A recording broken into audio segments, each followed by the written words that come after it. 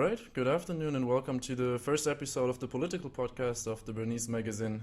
Today we're talking about the housing crisis and I'm here with Professor Dr. Peter Boelhouwer. Just a small notion at the beginning, we try to also get a government official opinion on the whole topic. I was talking for a long time with a government official, the spokeswoman for the housing department, but sadly they cancelled on us with some rather questionable reasons. And we would like to talk a bit about the ongoing housing crisis in the Netherlands right now. Maybe you just introduce yourself and your own work at the TU Delft. Yeah, I'm Peter Boelhouwer. I'm studying the housing market for about 40 years, I think. And we're studying demand, supply and policies on the housing market. And that's what we're doing. Okay. Could you maybe evaluate a bit more on your work? Like how does that work? Policies, especially in the Netherlands, what are like the big topics right now? I mean, we have of course housing shortage at this moment. There are several problems. We have problems with demand and supply at this moment. We have problems with affordability issues. We can speak about it later probably. Yeah. We have problems about starters, first-time buyers who want to enter the housing market. There's a special problem with middle incomes that is related, of course, with the shortages. We have a problem with the elderly. We have an aging population. And we don't have enough proper houses for them. We also have some problems with livability. So too many vulnerable people in the same area, which gives problems. We have sustainability issues, which is also quite important. And there is also discussion about housing wealth. The insiders, outsiders discussion that especially the young generation doesn't have the same opportunities, and that there's a growing wealth issue, which is fueled by the housing market actually. And we have some special problems with the foundations of houses. So about 1 million houses in the future. They have their foundations should be improved, and that's also quite costly. So we do have quite a lot of problems. Just want to say quite a few topics. Quite a but few some issues. of them are related, of course. Yeah. So the first 4 or 5 are related to each other.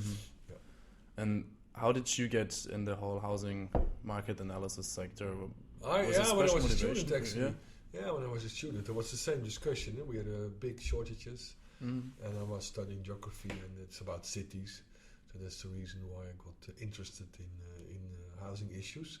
Okay. It's more or less the same time as now. There were a lot of demonstrations and squatters, etc. Interesting. Punk groups, So more or less, that's it's the same period actually. Yeah. And also for more or less similar reasons back then, or we didn't. change? There was of course a shortage at that time, but we also had that's different from now. At that time, we also had a huge economic crisis. So high unemployment rates, more than 10%. That's the difference with the situation now. And there were at that time a lot of empty buildings in cities also. We don't see that now so much, but then that's also the reason why squatting was quite popular at that time. Because a lot of speculation, empty buildings, and cities were not as popular as they are now, so that is also a difference. Yeah. And the squatting has already been illegal back then, and no, it was not illegal at that time. No, they changed the law. At that time, it was not illegal, but there were real, like wars in the streets with tanks, and it's incredible at that time, especially in Amsterdam, but also in Nijmegen, for instance.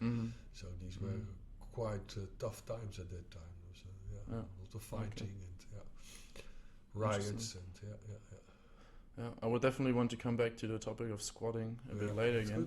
Good. But first, I would like to ask you, as a professional now in this topic. I mean, we're looking at the Netherlands, a rather small country. A lot is still used for agricultural means, a lot of landmass. Do we have any specific reasons in the Netherlands why the supply-demand problem is that pressing right now, if we, for example, compare to other countries, I mean, or other small countries? Yeah, but it's in many countries. Just this weekend I was in Spain, in Barcelona, they have the same discussions. And also in London, and it's actually in the bigger urban areas in Europe where we have problems. No. Yeah, what happened in the past? There are two reasons for these shortages. Of course, we had an economic crisis from 2008 until 2013, 14, and then the economy recovered.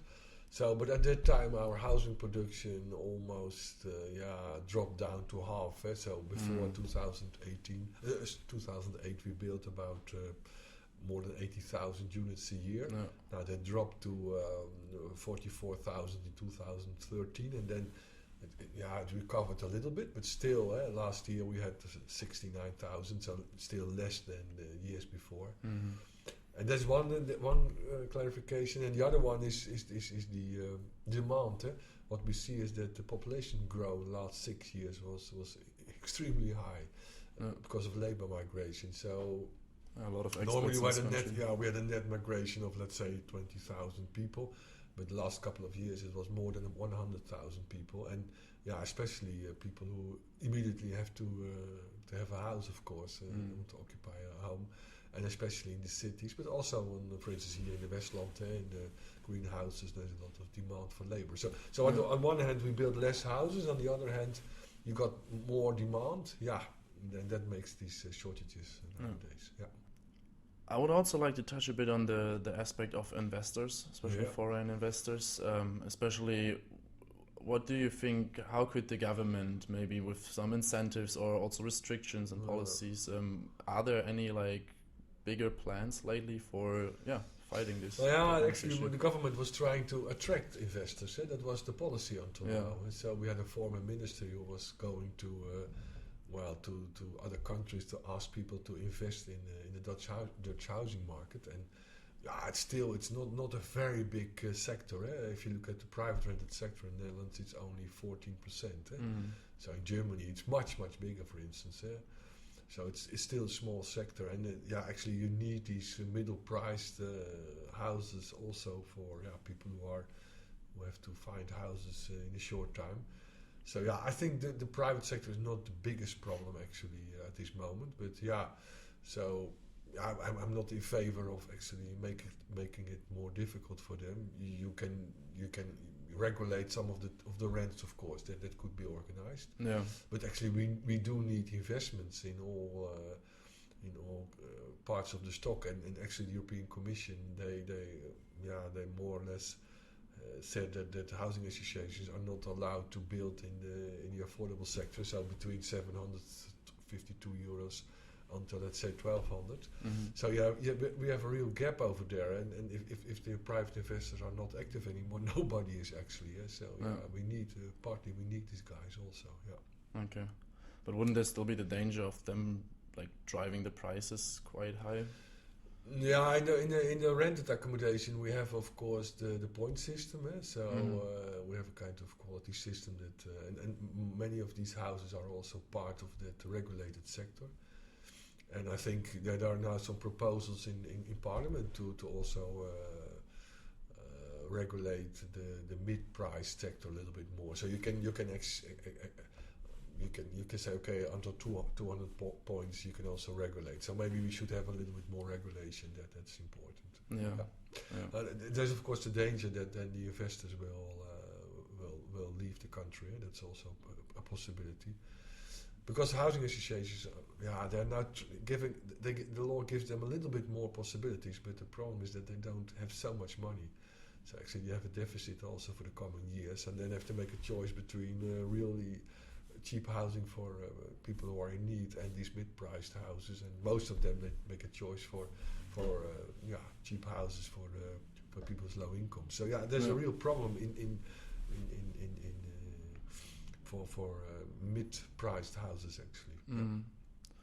Coming back to the point that you said also about the point system. Right now we have the regulation, right, that basically if your income is low enough, you can apply for also quite low rent. Only that, I can also speak from personal experience. I'm looking for a new place since half a year, but it's really hard to find a rent that is actually below this threshold because most of them start at around 500 euros. And There's a long waiting list for social housing, so we have a lot of shortages for social housing, and like cities like The Hague, it's more than 10-year waiting list, and Utrecht, Amsterdam, it's even longer. So we have to produce more social housing. That's quite clear. So that's much more important than combating the private rented sector. It's actually stimulating the housing association. We have a very strange tax in the Netherlands, which taxes housing associations. Now there are more and more political parties now in parliament who are stating that we should get rid of this tax, and housing associations should actually build more. In the crisis, they did quite a lot, about 35,000 new units every year, but that dropped to 40,000, and it's too low. So they want to increase their production also to, let's say, 25,000 houses per year. Yeah, and I think that's very important. But you're right. If that's a problem, especially with people from abroad. If you are a labor migrant or an expat or you're going to study here, also students it's quite difficult. Yeah, there's nothing actually. Yeah? So you have no possibilities in the social rented sector. Buying is too expensive, and you only buy for a long period, so not on a temporary basis. Yeah, and the middle priced sector is very expensive. That's what you told me. So that's a real problem. Yeah, especially many landlords of course want to see your monthly income. They want to see. Yes, exactly. And if a there's student, strict rules on that. And especially as a student, if you only earn like 300 euros a month, it's not enough. For a guarantee, if you put in your parents as a guarantee, a guarantee their income, then mostly it's too high for social housing. Again, it's a bit of like. Yeah, that's true, and you're falling between two systems. Actually, that's what's happening. Yeah, and that's what I call when I mentioned the problems. I think that was the third or fourth problem is this position of these middle income groups, but also people who are entering the country or people who have a divorce. It's the same. You immediately need a house. That's true. Also like you just mentioned, couples, people divorcing. Also, really interesting thing that I came across quite often lately is that a lot of landlords only want a couple, or there's the new restriction of a maximum of 2 people in one household. Could you maybe explain a little bit where this restriction is coming from? No, I'm not familiar with that. I don't know. No. Of course, the private landlords, they can have their own rules. But if you look at the institutional investors, they don't have such kind of rules. Maybe the private persons who let out, they can have some regulations on that. And of course, there's a kind of semi-black market in which private landlords they lend out their houses to labor migrants. Too much in a house, that is really quite bad what happens. So it is really. So there should be more regulation on this issue.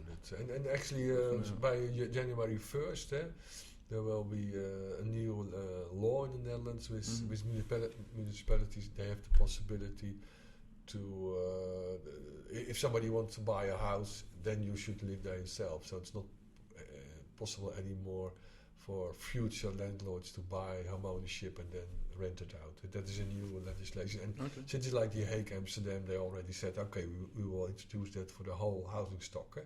That was mentioned. The idea was that especially in areas with lots of livability problems, that these regulations should be in. But now it will be for the whole market. But that means that there will be even less private rented accommodation for people who are in between these two systems. So it helps first-time buyers. But if you are from abroad and you have to desperately need a house, then it makes it even more difficult. Yeah, it's quite difficult. That's true. Especially also with the aspect of like in most houses only 3 people from 3 different households can register, but of course you cannot work legally without not being registered. So it is. It's a real problem. And there's also a black market that people are renting out illegally and putting too much people in these houses. So that happens also. Because of the shortages. You just said black market. I guess this is also for our audience a really interesting point for many people.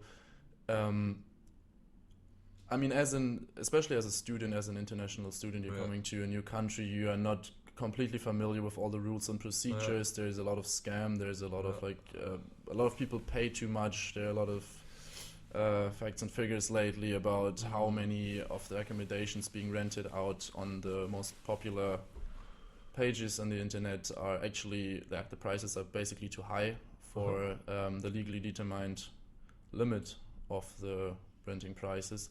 Do you know how many people are actually starting to legally go against too high rental prices, and if there's like any possibility or any like common way for especially students, since they're quite often not taken as seriously as we don't know exactly how much people are doing that.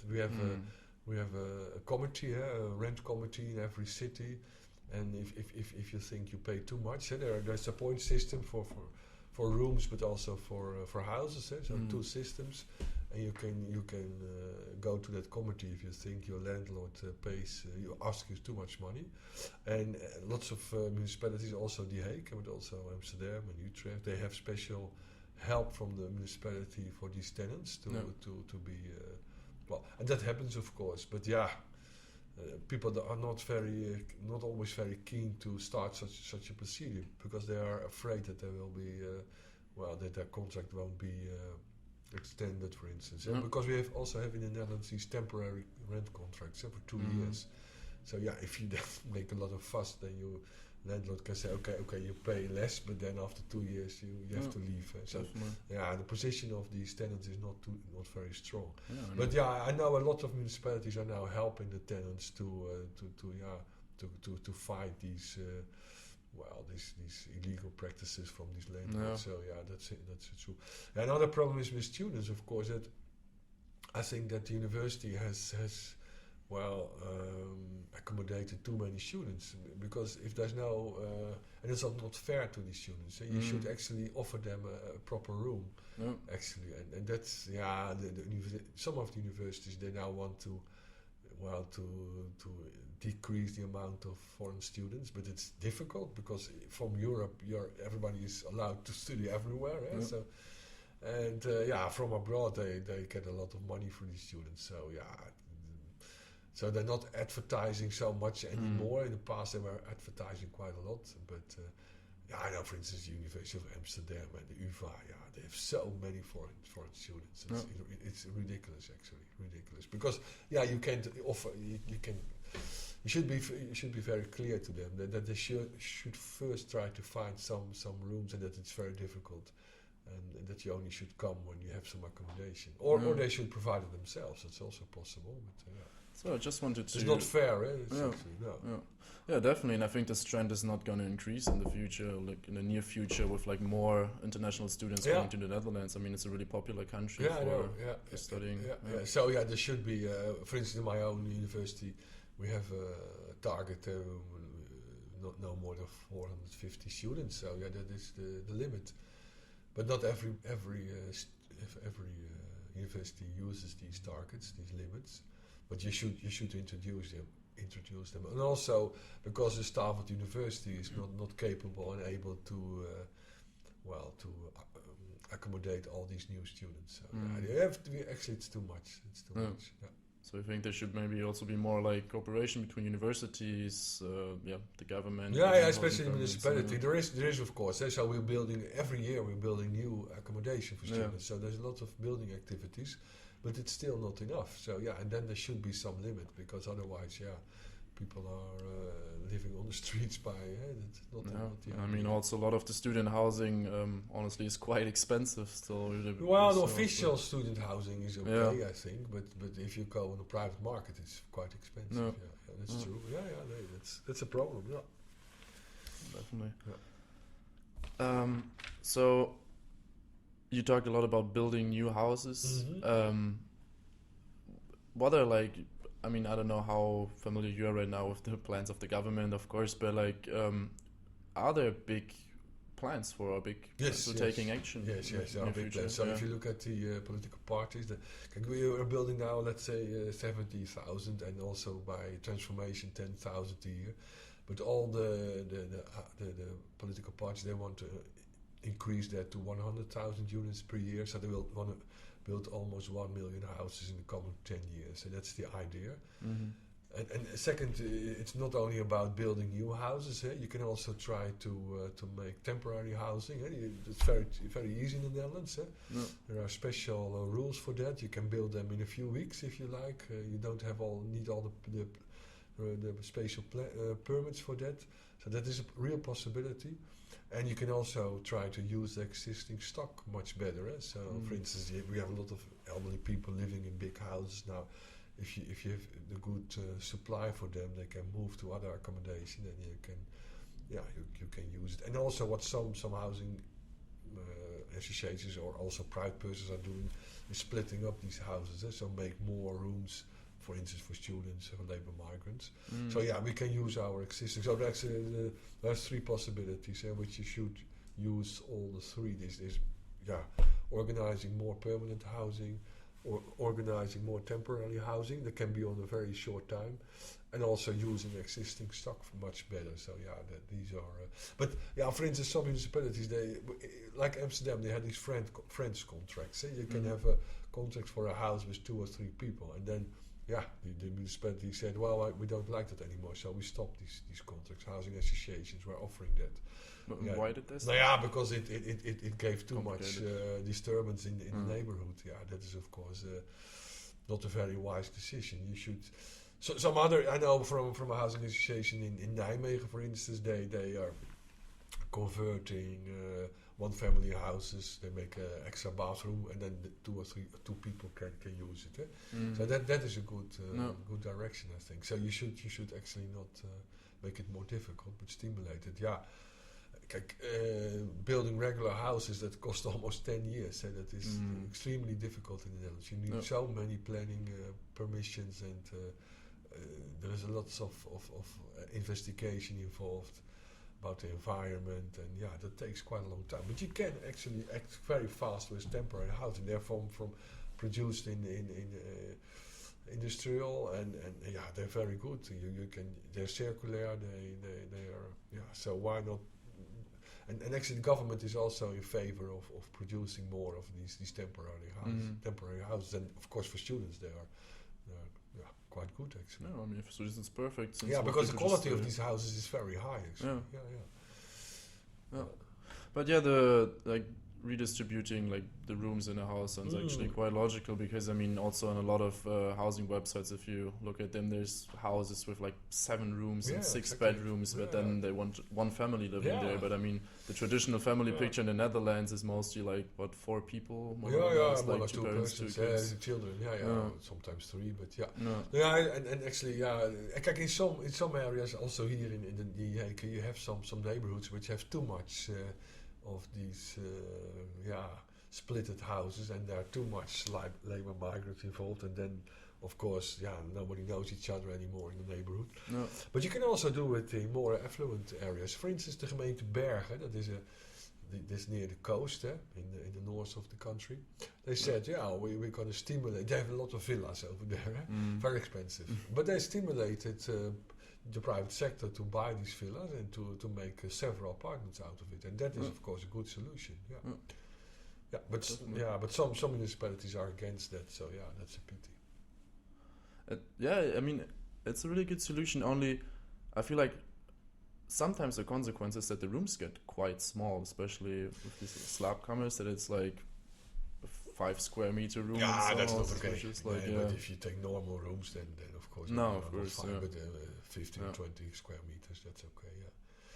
And then we have also still some offices which are empty in the Netherlands, which are not used, and you can also stimulate that. So I know the government, because the amount of transformation went down a little bit last year. So I know the government is thinking about how to increase that. But for instance, here you have the Plaspolder, which is 2/3 of the buildings is empty actually. So why don't we use these much more? So we should, for instance, you can tax the owners if they keep it empty. That's a possibility. Sounds quite useful. I mean, especially since squatting is illegal. I mean, since people are not allowed to go in these empty houses. But on the other hand, I mean, otherwise they are vacant. So there's no one going in there. No. Actually, when they introduced the illegal the law which says that squatting is illegal, they also said, okay, if a building is empty, after half a year, government could put it in a register, and then after a year, the government is obliged or capable to take it over and to make it, for instance, housing out of it. So but not many municipalities are doing that because they don't have the money or the civil servants. But in the law gives them the opportunity to actually use that kind of empty buildings. So we could do much more on that, and we can do it also very fast. So building regular houses, of course, is quite time consuming, but these buildings are already there. You have companies who can make it livable in a few days, for instance. So there's a real solution, I think. So it's, if I understand you correctly, that is not happening too often lately with the fact that if houses are empty for too long, that the government takes over. These are not always houses, but it can also be factories or rooms above shops, for instance. And offices, there's lots of offices which are empty. The Place Popolare, they're mainly offices which are empty, actually. So there's a real possibility. Interesting. Okay. So we add approximately about 10,000 houses every year. Last year it was 10,000, but the years before 12,000 houses in these other buildings, actually. All right. So could you maybe give some predictions for the future? We have on one hand a lot of different possibilities to build new houses, to redistribute rooms in houses, to come up with more flexible housing, but also, I mean, as we said, this trend of international students and also expats coming here is probably not going to stop. What would you think would be the most effective way to tackle this? I think you need as a combination. You need the combination of all these actions, and actually, it's now politically it's on the agenda again. It's one of the most important issues. If you, for instance, we have a survey under the population from one of the broadcasting companies every 2 weeks, and a few weeks ago, housing was on the first place in housing problem, and that was never happened. It was always care, which was, for instance, the environment is on place 7. That's to look at how people are. But also in Parliament, and there was a leakage of a paper which was made by two parties which are now dealing about the government. And there was also there are lots of actions for housing involved. So they want to. Actually, there's a discussion about how much money there will be available, because the policy is now to build as much as possible inside cities, and that's quite expensive, actually. So you have to build a lot of infrastructure, metro systems, light rail. And I don't know if there will be enough money involved to really organize it. For instance, the municipality of Utrecht, which is a very, very crowded housing market in the middle of the country. There's also a university there, and they in applied sciences, and they want to build 60,000 units in the coming 20 years, but they need 7 billion euros for infrastructure and for all kinds of adjustments in the city. I really don't know if the government is willing and able to organize all this money, but let's see. And there are also possibilities to build outside cities. There is some discussion about that, of course, but so we should make choices, for sure things will change in the coming years. There will be more emphasis on building and on the housing markets, but it's debatable if it's on the discussion if it will be enough. That's of course the question. And it's probably going to expand a lot to outside of the bigger cities, right? We have now new plans, for instance, to build a whole new city in the surrounding of Almere, and what we see in reality is that there's a migration process now from the Randstad, the urban areas, to the areas around the Randstad, so more to the region. That's already started 3-4 years ago. And before that, there was influx to the Randstad, but now you see that it's the other way around, and especially because of COVID, of course. If you work for 2 days or 3 days at your house, then it's not. You can have much more commuting time then. So more and more people are leaving the Randstad and trying to find affordable accommodation outside. But yeah, that's not for students, for instance. Students should live in the cities, so it's not a solution. Especially if the infrastructure is not there yet. Exactly, to get easily back to the but now cities. for students it's not. Although some of them also, they're not living in the core city anymore, but for instance in Delft they're living in Schiedam, for instance. So that also happens, or in Dordrecht, or with a train connection.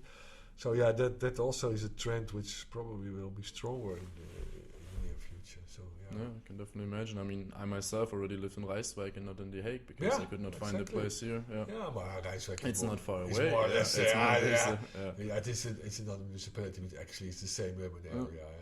For instance, in Amsterdam, you don't have these separate cities around the city. So but Rijswijk, you could say, okay, that is more or less The Hague. One more topic I wanted to touch on a little bit because it's always interesting also for a lot of people right now. You mentioned it really quick that climate was not on the for the ordinary people.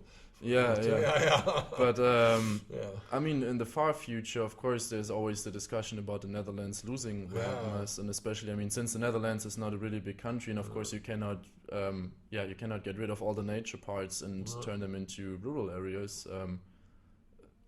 I guess this problem is gonna even.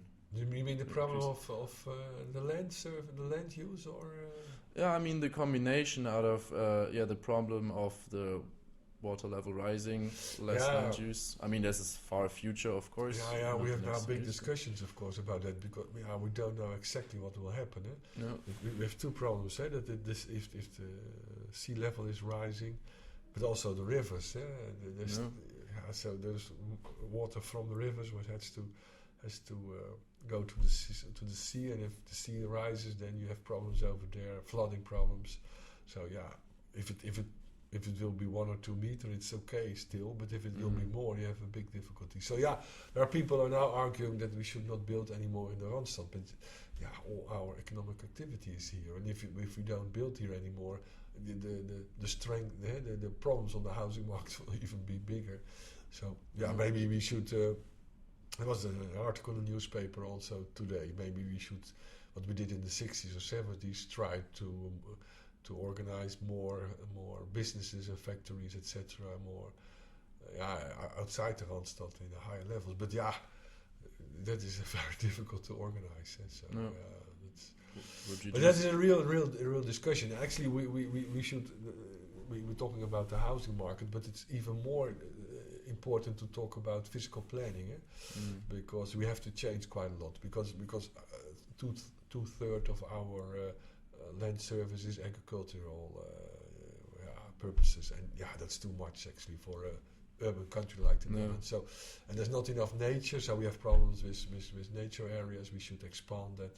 We want to have space for water, because of what we discussed. So we need water storage.